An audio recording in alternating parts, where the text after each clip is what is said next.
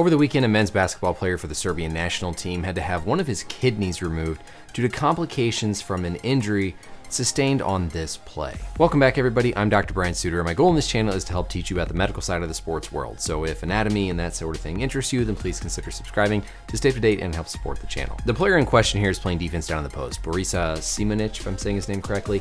And what you can see happens is he catches this inadvertent elbow, and yeah, you can argue about how much that was really necessary trying to clear space, but regardless of that, one of the players here from the South Sudan swings his left arm around and basically elbows Simanic directly in the left kind of upper abdomen left side of the flank here. Grabs at that left side, potentially from something even like a rib fracture that might have occurred as a result of the elbow, which then led to the problems with the kidney injury, but immediate pain. This wasn't like any sort of a delayed presentation. Kidney and just intra-abdominal organ injuries are exceedingly rare in the world of basketball. Of course, we saw that recently with Andrew Luck in the past with football, but for a non-contact sport like basketball, it's exceptionally rare and something that's just really unfortunate luck with right at where this impact happens in relation to Simanic's underlying organs. Looking at our biodigital anatomy tool here for just the anatomy of the kidneys, we can see that we have, of course, two kidneys, one on either side. And they sit higher up in the abdomen, guarded by the lower ribs,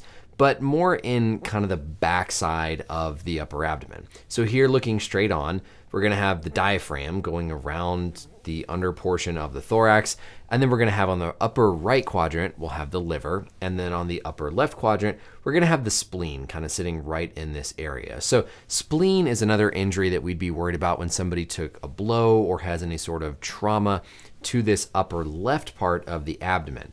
But the kidneys are a little bit more protected, sit a little bit further back, so typically that blunt force, that impact, is coming in more on the side, so here on the flank. And honestly, seeing the initial play with Simanic, I would have thought more about the possibility of a spleen injury, just because it looks like this impact comes in a little bit more kind of on the front, but is, I guess, far enough off to the flank, the side, that the spleen was ultimately spared and the kidney was what was injured.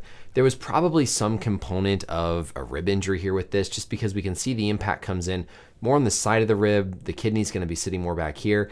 But if you have something like a rib fracture, or that impact from the ribs can be transmitted back through the kidneys, it's often this kind of more indirect transfer of the energy into the kidney rather than just hitting square directly over the kidney itself. The remainder of our anatomy to point out here, and why a kidney injury can be so severe in the sport, is because of the amount of blood supply to the kidney. Of course, the kidney is responsible for filtering out various things from our blood and helping to maintain electrolyte balances, among other functions.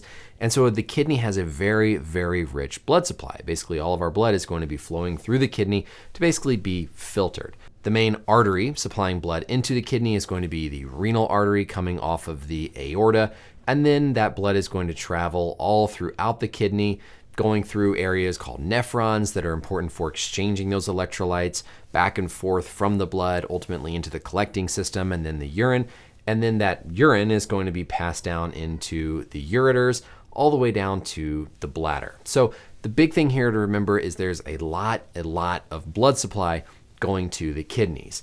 Whenever you have an injury to the kidney, you can have either a penetrating injury like a gunshot or a stab, or you can have just blunt trauma, meaning like a blow, motor vehicle accident, or something like we saw here with Simanic.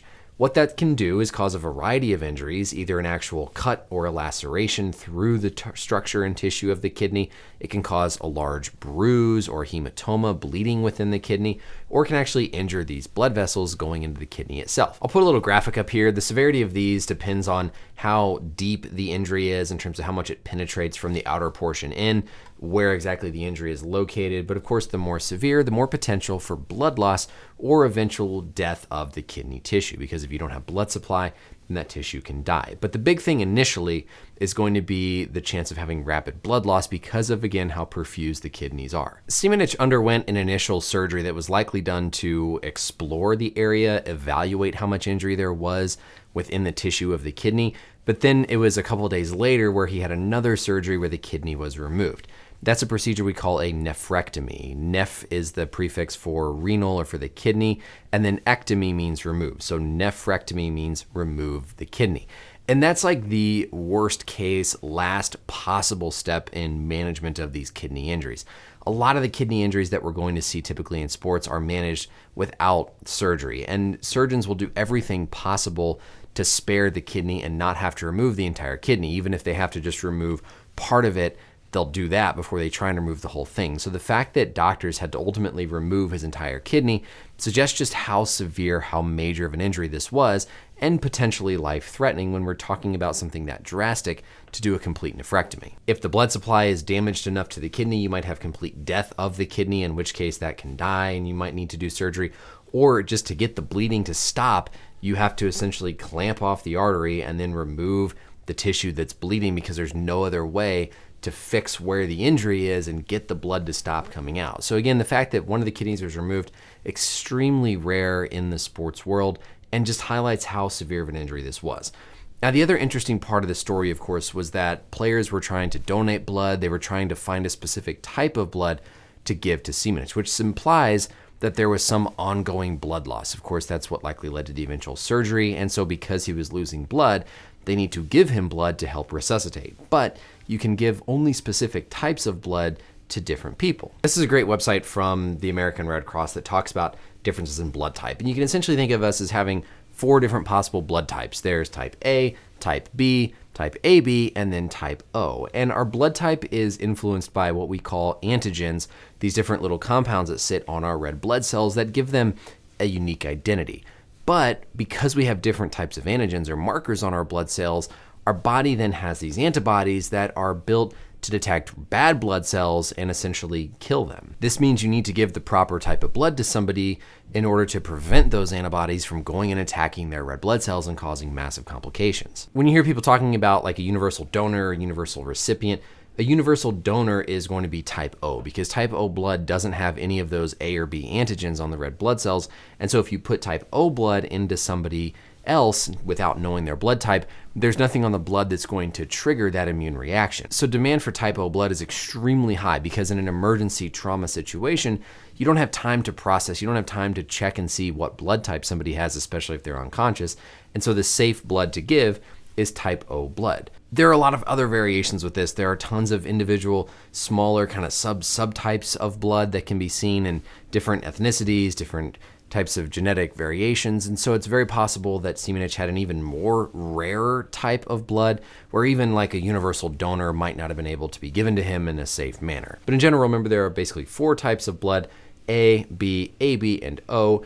And depending on what type of blood somebody has, you can only give certain blood donation to avoid triggering this immune system reaction. And so what the team was probably talking about is that either Simanic had a really rare blood type and they were trying to find something to match it, or just the resources where they were, maybe they didn't have enough type O blood, and so they were trying to find somebody who was type O blood. The kidney removal surgery, again, was done to stabilize, sort of last step effort with the treatment here of Simanic. And thankfully, this shouldn't necessarily prevent him from playing basketball again. In a high-risk sport like ATV racing or mountain biking, something where there's a really high risk of trauma, doctors will be a lot more hesitant to allow somebody with a solitary kidney to go back and play, because now if they injure their other kidney, they have no kidneys left. But you can function okay with just the one solitary kidney. And like I said, basketball is not typically thought of as a high-risk contact type of sport for these abdominal injuries. So I would not think that this would prevent Simanic from ever playing basketball again, unless there's some other complication that we just haven't been made aware of. So to review this one more time, from this elbow, Simanic would have suffered some type of blunt trauma, likely to the ribs, transferring energy into the kidney, resulting in some type of kidney laceration or kidney bleed. And ultimately, in order to salvage things and stop further blood loss likely, the surgeons had to do a nephrectomy, meaning remove the entire kidney. I'd be shocked if we saw something like this in a basketball game again. We'll probably see something like this in the upcoming football season, but hopefully to a lesser degree. But nonetheless, I hope this video is educational and you learned something from watching it. Let me know as always any questions or comments down below. And until next time, we'll see you later.